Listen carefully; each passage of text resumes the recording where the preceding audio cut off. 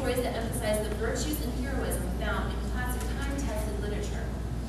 We want our children to love the English language and how it's used. We want them to have a strong vocabulary. We want them to have standards that foster true analytical thinking. Now let's take a look at the Common Core standards for English. The lead writers were David Coleman and Susan Pimentel, and both had never taught reading or English in K through 12 or at the college level. Neither has a doctorate in English nor published serious work on curriculum and instruction. We still don't know who one of these people as standard writers and why, because organizations that funded and developed these will not tell the public. These standards stress writing more than reading at every grade level, which is a serious imbalance and to the detriment of every subject in the curriculum. This is opposite of what an academically sound reading English curriculums do. 100 years of research show that successful reading English curriculum use deep intellectual reading to build foundations for good writing. With reading being crucial to every aspect of a thriving society, why subject our children to an experimental teaching method? Common Core expects English teachers to teach at least half of their reading instructional time on informational text, something they are not trained to teach, and is reducing literary study in the English class to less than 50%. English teachers are trained by college English departments and teacher preparation programs to teach the 4 major genres of literature: poetry, drama, fiction, and nonfiction, and the elements of rhetoric, not fragmented information on a variety of topics. Please note on this slide that K through 5 includes reading biographies and autobiographies. I will mention that a little bit later here. Question: how can you foster a love for reading when you're reading informational text? Great learners fall in love with reading not because of manuals, articles, and informational text, but because of fascinating stories. Reducing literary study in the English class not only cheats students of instructional time for learning how to read analytically, but also in effect retards college readiness. Also, under Common Core, cursive handwriting will no longer be taught. Well, with all the computers and the emailing and the texting, I guess there really isn't a need for cursive writing. But this means that students will no longer be able to read the journals of George Washington, or the Constitution and the Declaration of Independence, which we have up here. They were all written in cursive. And in fact, they won't even be able to read the letters that their grandparents and their great-grandparents have passed down in their family. So removing a student's ability to directly study American historical documents is just another reason why this is bad for our children and bad for our country.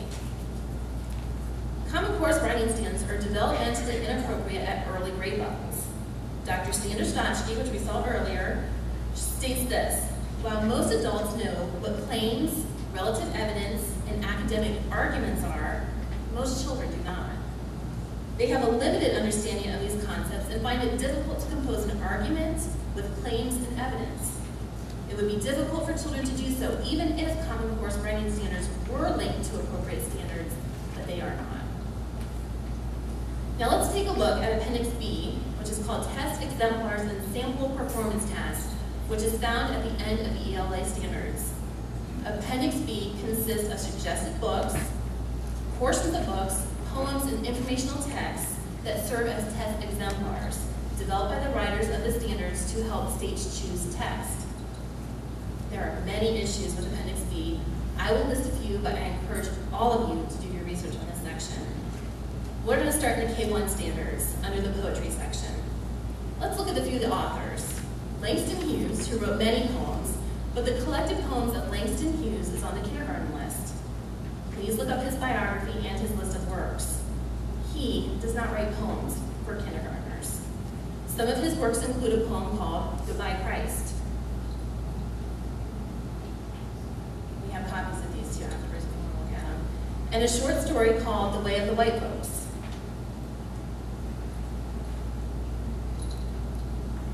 Richard Wright is also on the same list with a poem called Laughing Boy. Please, again, look up his biography and what the theme he wrote about was. His biography states, Wright's frustration with American capitalism led him to join the Communist Party in 1932. He does not write poems for kindergartners. And just remember that slide I showed you before that stated that in kindergarten they are to be reading informational texts which include biographies and autobiographies. There you go. Now please note that some of these authors are then picked up again in 2nd and 3rd grade, 6th through 8th grade, and again in high school, which suggests that these are to be themes. As we started researching the books on the 9th through the 11th grade list, there were many of great concern. Books such as Toni Morrison's The Bluest Eye, which is a disturbing tale that includes a father raping his daughter. The crime not only occurs in the book, but is presented from the point of view of the father. It's graphically described and it is disgusting. Nora Zeeley Hurston, Their Eyes Were Watching God. Christina Garcia, Dreaming in Cuban. David Mitchell, Black Swan Green, where a 13-year-old boy gives a description of his father's genitals as well as his description of the sex act. We again have copies of these in the back, or actually in the front for you to look at. Most of the concerning sections we cannot read to you out loud because they are so offensive. The themes of these books and many others on the list are very inappropriate. They use vulgar language, dumbed down vocabulary. The section up here is actually from Their Eyes Were Watching God. Again, I recommend you look at it.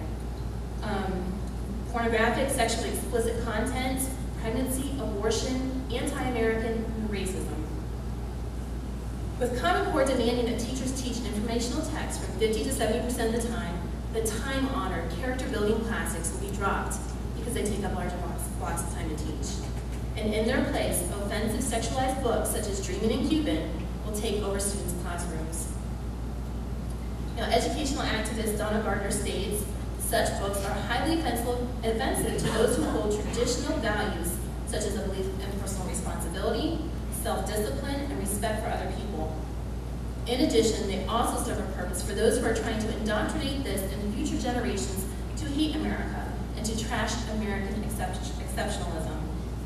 A steady diet of portraying ethnic racial characters as victims and saturating these books with gutter language is bound to warp students' minds. Now, you will see some good literature on the list too. To Kill a Mockingbird is on there. But how are teachers instructed to teach this classic piece of literature according to the standards?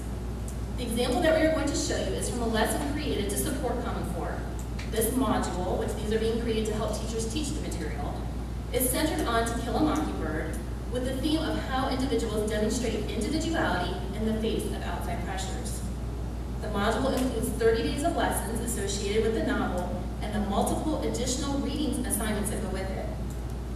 One of the short reading assignments that goes with this lesson is called The Mother of Monsters. Quick summary of the story is that a gentleman on vacation is introduced to the Mother of Monsters, a local oddity described as the peasant and the devil. Her story is that she finds herself pregnant while she is working as a simple serving girl.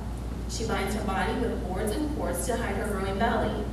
Her child is born horribly deformed. She takes care of the child but resents it until a sideshow man comes along and offers to buy the thing to pay a yearly stipend for its use.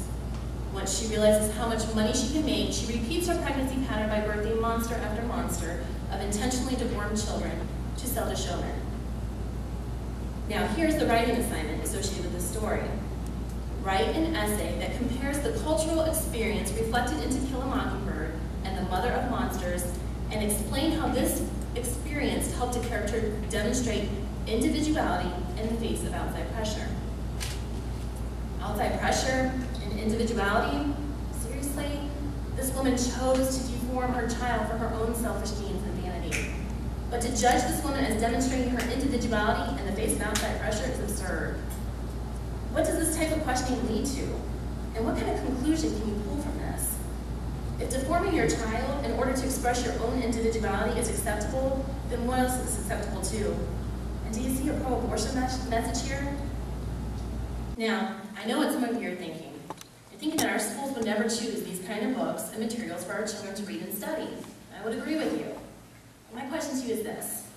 Because the Common Core Standards Initiative ties teachers' evaluations and salaries to the scores their students make on the Common Core assessments, aren't teachers going to be pressured to teach the Common Core test exemplars and sample performance tasks in Appendix B?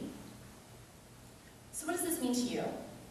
As a parent, children not only do not become college and career ready, they don't even have a love for learning. They don't even have an understanding of their fellow men. That's quoted by Now, as parents, we should be concerned about the undermining of the morality of our children and at what reading level they will be at.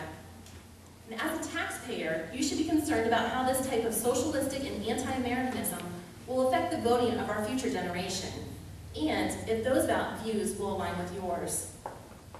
As a citizen, what happens when the great American story, the story of freedom, is being undermined along with the other classics? What kind of society will we live in? As Plato once quoted, whoever controls the stories controls the society.